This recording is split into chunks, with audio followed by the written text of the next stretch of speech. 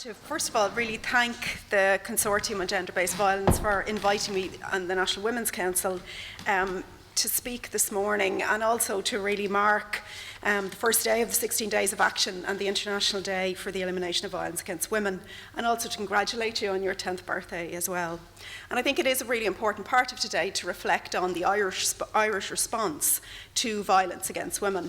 And maybe to start, and I think it's probably good maybe to start on a positive note, and that is that Ireland's recent signing of the Council of Europe Convention on Preventing and Combating Violence Against Women and Domestic Violence, which is also known as the Istanbul Convention, that signing in recent weeks is a real milestone, we believe, in the protection of women from domestic and sexual violence within Ireland. And the Observatory on Violence Against Women, which the National Women's Council chairs, it's an NGO network of organisations working on sexual domestic violence, all forms of violence, campaigned really long and hard for the signing of that convention, because we believe, and I think it is widely acknowledged, that it's a blueprint for best practice globally. And it really does present a unique opportunity for us to change our quite abysmal track record on violence against women. I think, we've seen over recent weeks and months the stark reality of violence against women, which has just been so prominent, I think, this year. We've seen the horrendous murders of Natalie McGuinness, of the Garda Tony Golden, and also lifelong injuries to Siobhan Phillips. And just, when we were having coffee there this morning, people were just saying, it seems like every week at the moment we're hearing another story.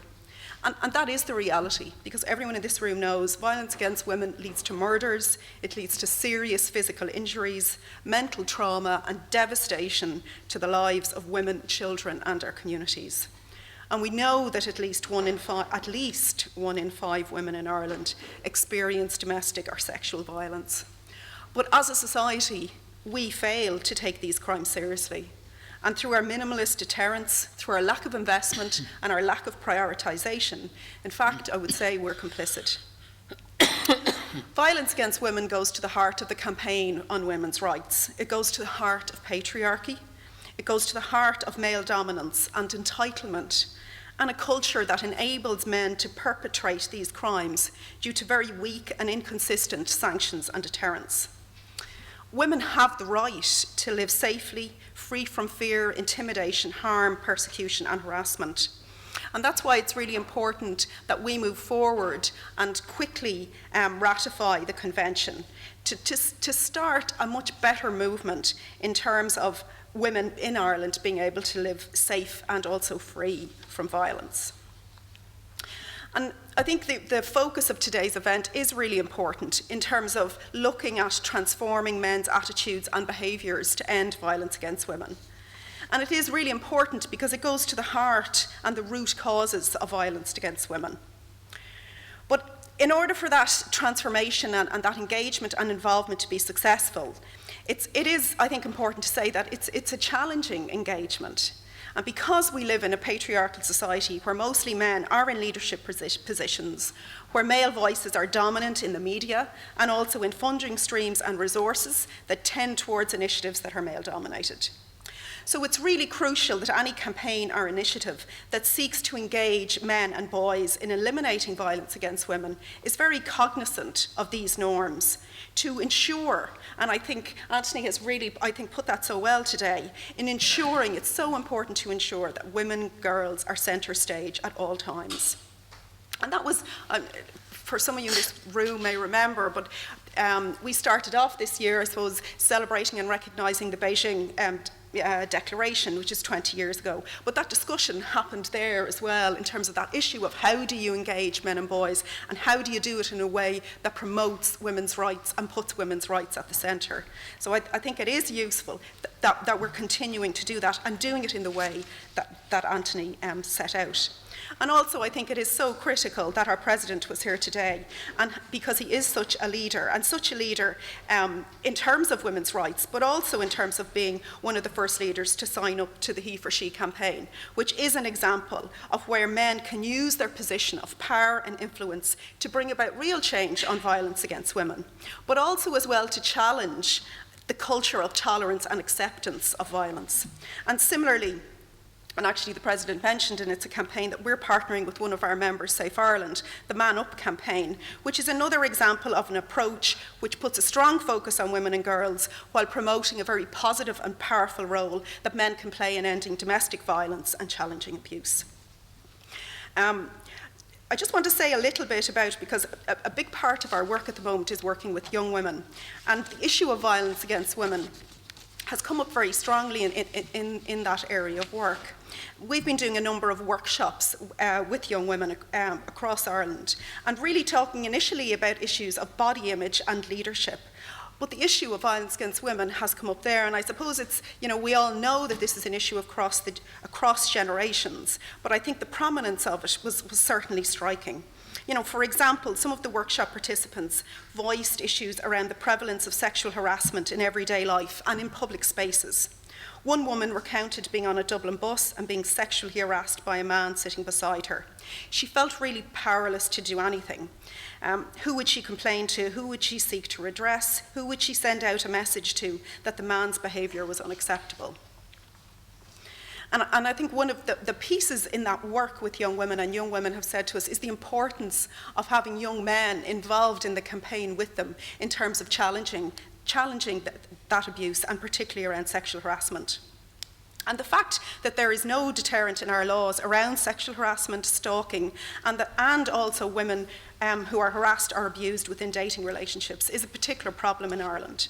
And this is work that ourselves and Women's Aid are doing to look for a strengthening of our laws to create a specific criminal offence of stalking that allows courts to make judgments and allows it to be an offence. And we're looking for that in terms of changes within the legislation, because it is about sending out a message that this is it's not only not acceptable, but also illegal.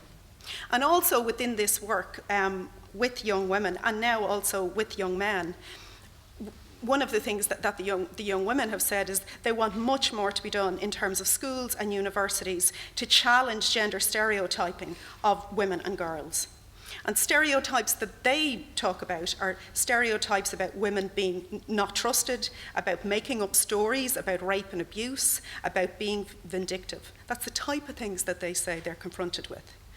And for the National Women's Council, what we're saying is that we need a commitment that the government would fund a national awareness and prevention campaign to communicate a real zero tolerance message on all forms of violence against women, and to challenge cultural messages of male dominance and entitlement. And for us, a lot of the reforms can be centred around the ratification of the Istanbul Convention, because it deals with sort of four critical areas around violence against women. It deals with the area of prevention, which is requiring Ireland to put in place measures to challenge attitudes, gender roles and stereotypes that all contribute to a culture of violence against women. But the Convention also has a very strong emphasis on prosecution, which is about ensuring that all forms of violence against women are criminalised and appropriately punished. And it places an obligation to ensure that there is a greater response from Orla O Connor, and also that all victims have access to special protection measures during investigation and judicial proceedings. So Ireland certainly needs much stronger legislation, and this is one of the issues that the National Women's Council is really campaigning on. There's currently a really good opportunity, because at the moment, we're faced with pieces of legislation around sexual violence and domestic violence. So we're saying that within the domestic violence area, that domestic violence should be called crime in itself and should be legislated for as a crime in itself, and not have to fit in with other criminal legislation such as around assault.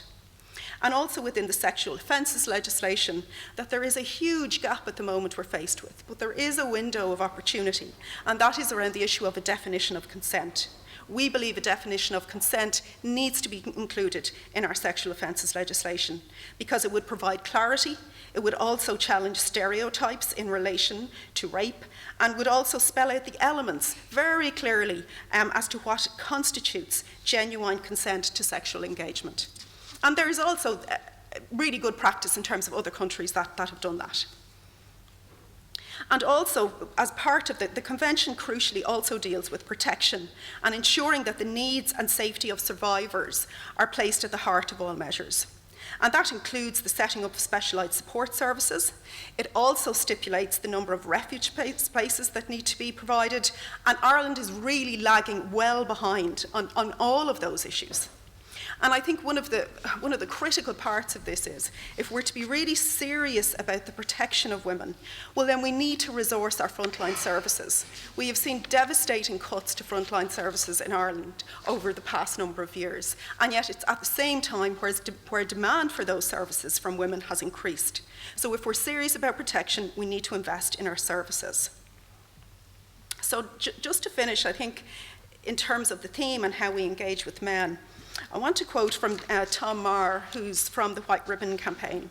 And he's written recently, and we're going to be putting his blog up actually on the Women's Council website, but he's written, I think, really eloquently about the way society inadvertently supports male perpetrators of violence, and how our words and actions can facilitate and tacitly condone a culture of violence against women. And this is the quote. When we speak with the abuser's voice, we forget the humanity of his victim. When we are silent, we speak with the voice of the abuser. When we blame the victim, we speak with the voice of the abuser. And when we deflect the conversation, we speak with the voice of the abuser. And when we refuse to recognise our privilege, we speak with the voice of the abuser.